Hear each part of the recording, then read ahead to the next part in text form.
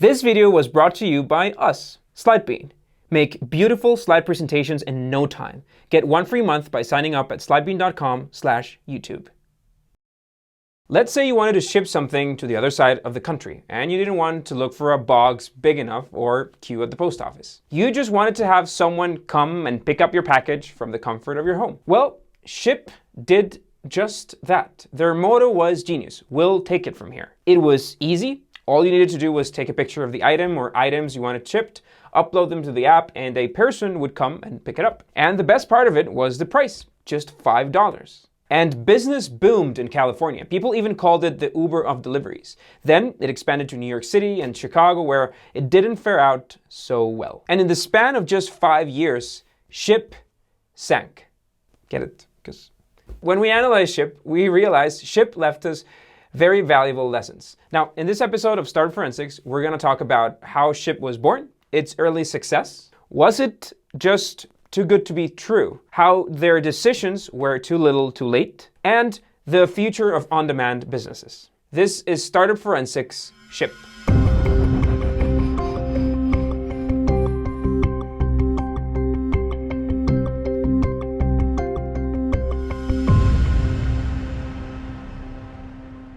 How Shipt was born. People want everything to be simpler, from transportation to food to entertainment, and shipping stuff is no different. Kevin Gibbon and Joshua Scott, along with Jack Smith, took notice of that. They wanted to renovate a 200-year-old business and make shipping easier. So they went after a key part of the process. They aimed to provide the service between the user, us, and then the major delivery companies at a very low price. Gibbon and Scott have plenty of experience in the startup world. Gibbon created an app called ShopAround, which allowed consumers to compare prices and reviews in local shopping. It earned a top 100 ranking at some point. He also had experience as an eBay power seller. Scott was the lead designer on the company Attachments.me and worked as a consultant for multiple startups and big companies like IBM. But Shipt's origins are quite humble. First, they had to borrow $2,000 just to pay for the website. Then they put their idea to work in a rented out garage with a Google Sheets that registered people's orders, and get this, Scott and Gibbon had to rent cars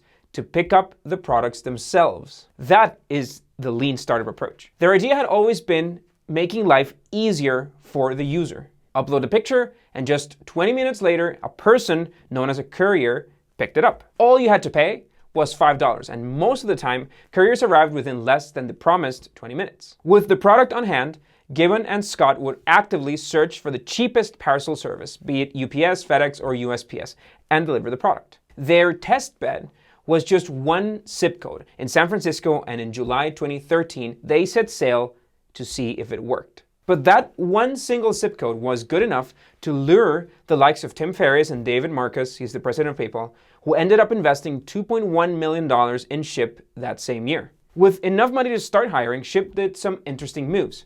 For starters, they didn't hire people with a lot of experience in shipping because they would reject new ideas. Instead, they hired people who wanted something bigger than regular shipping, such as Dan Rummel and Wes Donahoe. Donahoe summarized Shipt's mentality like this: people come here because they want to solve this. They have these crazy aspirations. Emotions were running high, which is usual, but spoiler alert. Early success. As a testing platform, San Francisco worked great for Shipt. People loved the idea, and with plenty of cyclists around, there was no shortage of couriers. The app was very easy to use, and at least for customers, it was very enticing. But hold on to this idea, as we're going to get deeper into on-demand services later. Business began to grow precisely because Shipt was dealing with a part of the delivery chain that was often overlooked. Joshua Scott described it very well in saying that eBay had solved buying things online. PayPal solved online payment for the masses. And Shipt was going to save people money,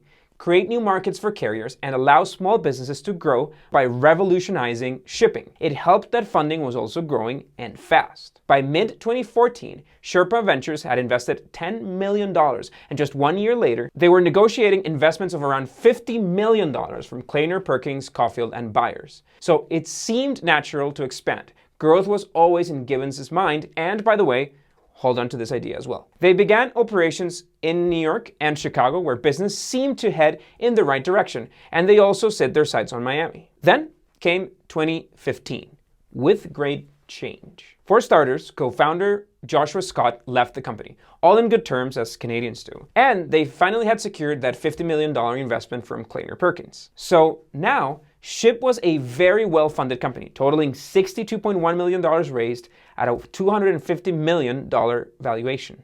Not only that, they now had the presence of legendary John Doerr. He's worth around $7-point-something billion. There was a hype, and with due reason, as Doerr himself once said, it's the leader in reimagining the first mile, not the last. Ship is the first to make it effortless and friction-free to ship your goods in a way that's almost magical. What felt magical was that $5 fee, but this fee would be a big hurdle to the company. Was it too good to be true? Things were looking great, and in 2015, Ship made a big decision that evidenced they were aiming to grow a lot. In January, they turned their couriers from contractors to full-fledged employees, making Ship one of the few on-demand companies to do that. On-demand companies such as Uber have had this discussion all along. Contractors are cheaper, but the companies are not obligated to pay for benefits. For example, Ship wanted to train its employees, which it couldn't do if they were contractors. They also wanted to provide compensation, unemployment benefits, Social Security, and Medicare. It wasn't just a handful of contractors. Ship grew to a total of 245 employees. So the move seemed risky, but Ship was aware of the positive impact it could have. Also, they were small enough to tackle the situation and still were aiming to grow. Just after the first investments, the company had grown 500%.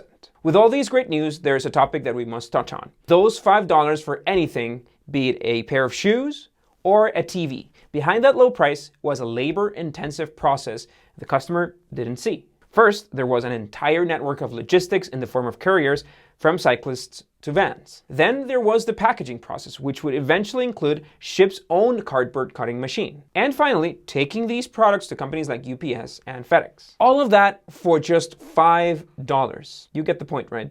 And while at first customers flooded Ship to get their services, by the second year, the fever began to cool off. But Given was determined to keep growing and insisted that the company focus on customers. Too little, too late. It was after Ship eventually closed its doors that Given recognized his mistakes. First, he hadn't listened to investors on some key issues, one of them which was customers. Just ask yourself, how many times do regular people ship things? The truth is, it's not that often. Investors saw this. They insisted that Ship should focus on small businesses instead of individuals, and even pushed Given to join forces with digital marketplaces such as eBay, which he eventually did by 2016. Then there was the cost. Ship's idea was never to rely on those $5, but rather negotiating discounts with companies such as FedEx and UPS and then mark up the delivery cost. But still, it was $5. The price of that footlong sandwich. It's just too low. So again in 2016, they changed their rates into a more dynamic system in which the cost of shipping depended on the item to be shipped. And that year, they discovered another opportunity. Many were using Ship to return products, so Given quietly added another fee, giving them another source of income. Given was shaking things up in Ship, but all of these decisions had something in common. They were too little, too late. Their core problem revolved around the company's philosophy. Given wanted to keep in line with those customers he had already built Ship around. And it was those people who wanted to pay $5 every other month or so. And he insisted on growing faster and larger around those same customers. But growth and profit don't necessarily go hand in hand, and the numbers began to tell the story. To cut losses, they pulled out of Miami, and then they shut down offices in New York, Chicago, and Los Angeles. In fact, they reduced operations to just San Francisco, where it had all started. And according to Given, those moves had paid off. Revenue per transaction supposedly increased 150%, and by December 2017, they were breaking even. But it wasn't enough. 3 months later, Kevin Given took to LinkedIn to let the world know that Ship was closing its doors. They weren't making money. His post was very honest. Here's what he had to say about his mistakes. We decided to keep the popular but unprofitable parts of our business running with small teams of their own behind. This was a mistake, my mistake. While large established companies have the financial freedom to explore new product categories for the sake of exploring, for startups, it can be irresponsible. But this is not just another startup demise. It raises a very interesting question about the on-demand market. The future of on-demand businesses. The 2010s saw a boom in the on-demand market, but as the decade ends, many of those companies are gone. One of the most appealing aspects of on-demand businesses is usually a very low fee for the service. Kevin Gibbons said it himself, the popular but unprofitable side of the business. And it's very popular. It's one of the reasons why people love Uber, when even the giant of giants has recognized that rides are cheaper because they're subsidized by their investors. So what's the magical formula? Well, nobody knows.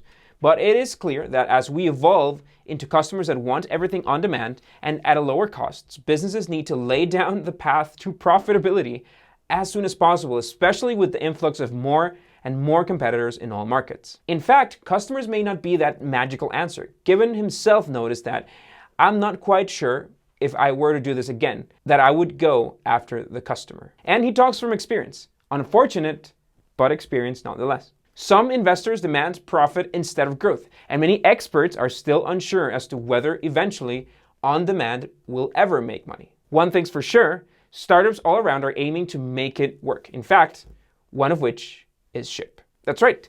Ship was revived in 2019 under new management and rules such as flexible fees and a wider array of services. So perhaps the second iteration has what it takes. We'll see.